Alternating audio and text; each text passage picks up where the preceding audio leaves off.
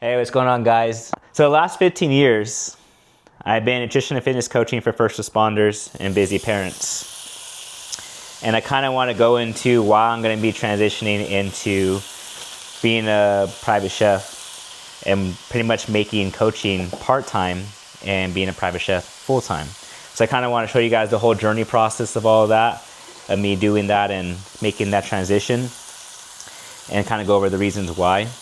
So one thing I noticed doing coaching the last 15 years is that my happiness and the happiness of my clients is really dependent on my client. And so when you do this kind of coaching, you're just providing guidance to the client, and you're trying to provide support and accountability for them to get to their goal. And my primary client was just someone who wanted to lose 15, 30 pounds without restricted dieting.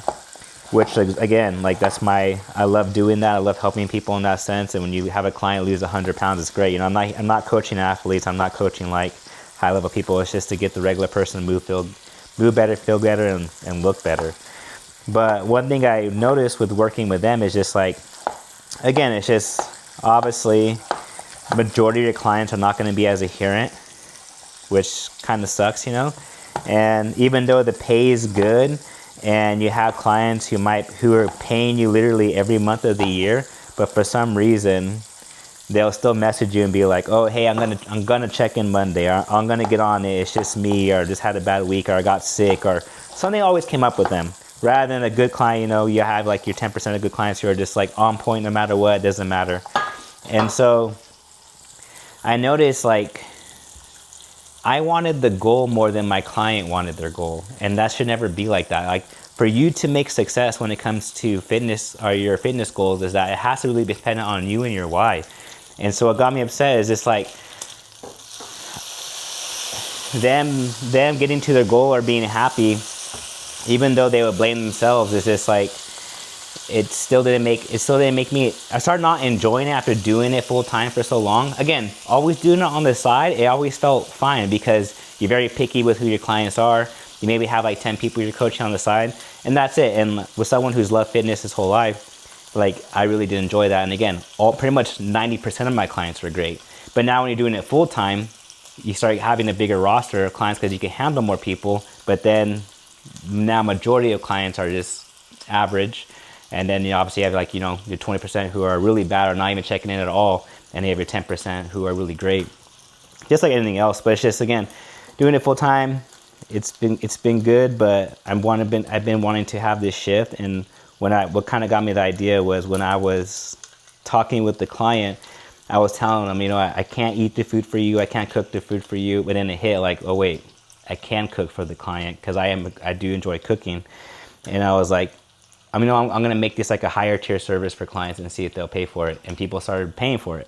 And it's because, again, when you could relieve that one pain point for them for not having to cook and actually make meals that they actually want to eat while they're in this whole thing, is people will pay for that and they loved it. So I was like, you know what, I think I'm onto something here.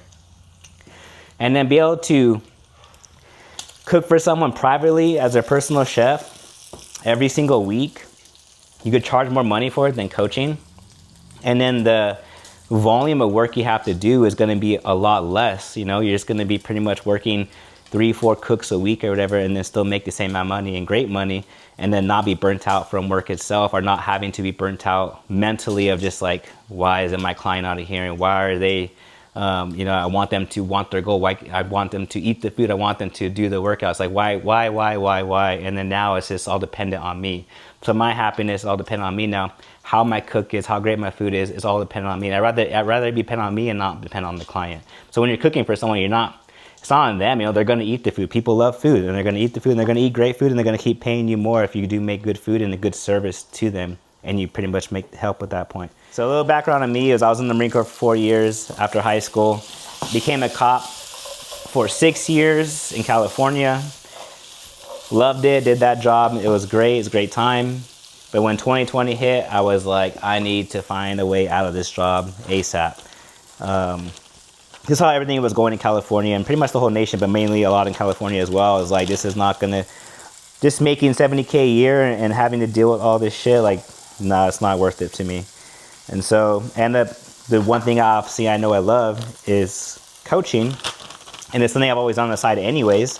So I was like, you know what, I could just continue to do this and be fine. And let's see if I can make this into a full-time thing. And so put full focus into it, ended up starting the business in February 2020.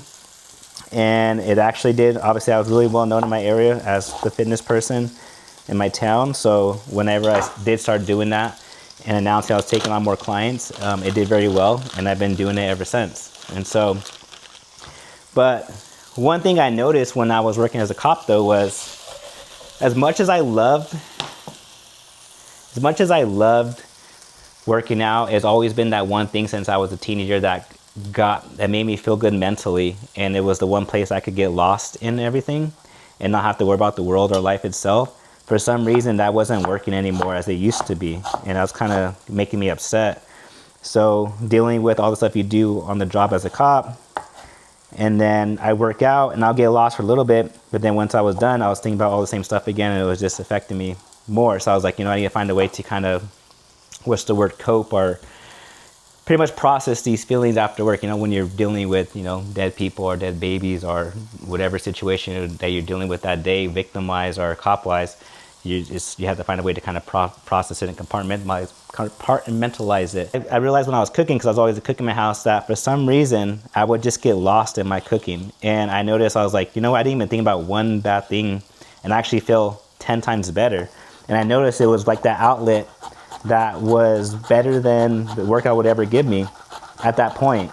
And all I want to do is just think about cooking, think about pretty much the reason why I love it, because like I could put all my emotions and happiness into something because I do enjoy it and I love it, and get lost in it, and I wasn't even realizing it, and then provide someone a meal. It felt amazing to be able to give them a meal and then eat it and then see their reaction of how much they loved it. And then that's kind of my way, because at that point I was pretty much more introverted, coming more inside because of how I was feeling. The job myself just made me more quiet. And so that was kind of like my way of just being like, hey, I appreciate you. And all I want to do is just cook for people, just kind of show them I appreciate you. So I might not talk as much as I used to, but when I tell someone like, hey, can I cook for you? I truly do just want to cook for them, because that's my way of just saying, hey, I appreciate you, and I appreciate you being a friend, I appreciate you being family, whatever it is. It's just my way of talking without having to use words. And so I noticed that's what it was. I was like, I truly do love cooking. I think it's that one thing. It just is helping me at a time where, things weren't as good. And so now I want to do it full time as a private chef for clients and whatnot. And I want to pretty much show you along the way, me doing this whole process with you all and building the business to being a full-time business, and then pretty much dropping my coaching to a part-time thing, and to be able to show you that while I'm building this too, creating a life of freedom for myself, because being able to do the cook, like I said, is very low volume for very good pay, but I can also work on the things that I truly do love, because we're only on this earth for like 80 years. And so why would you want to not do what you love and just sacrifice every single day at a point to where you're 70 or 80 and you're like, I never even spent time with my family. All I did was work. I never did this, never did that. And so it's like, I want to create this again. I've done it before. I created a business. I'm going to create another one again, create this one, and just drop the other one little by little. And then pretty much set myself up for success in my life the way I want it to be, and have that freedom. Because one thing I do on my spare time is like, I want to spend time with my wife and my kid. I want to be able to travel a lot. And I want to be able to write more books, because as you guys don't probably know, is I already published 2 books already. And I don't see myself stopping anytime soon, and I want to be able to write more fiction books on certain topics I want to talk about with like memory and identity, stuff like that. So I want to show you guys along the way as you guys follow me, the whole journey itself of building this up to where it's going to be, and then pretty much show you all the creativity I have on the side, not just with food, but also with books as well, writing books. And then I hope you guys enjoy the content. If you have any questions, just put some down below, and I'll see you guys in the next video.